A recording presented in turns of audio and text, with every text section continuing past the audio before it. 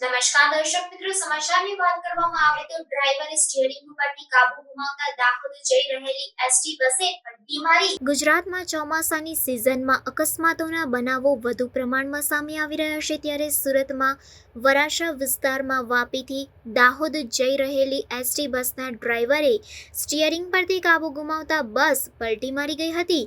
બસ અકસ્માત બાદ પલટી મારી જતા બૂમાબૂમ થઈ ગઈ હતી। કેટલાક મુસાફરો ઈજાગ્રસ્ત થતા તેમને તાત્કાલિક સ્મીમેર હોસ્પિટલ ખસેડવામાં આવ્યા હતા। આ મામલે પોલીસ દ્વારા વધુ તપાસ હાથ ધરવામાં આવી છે।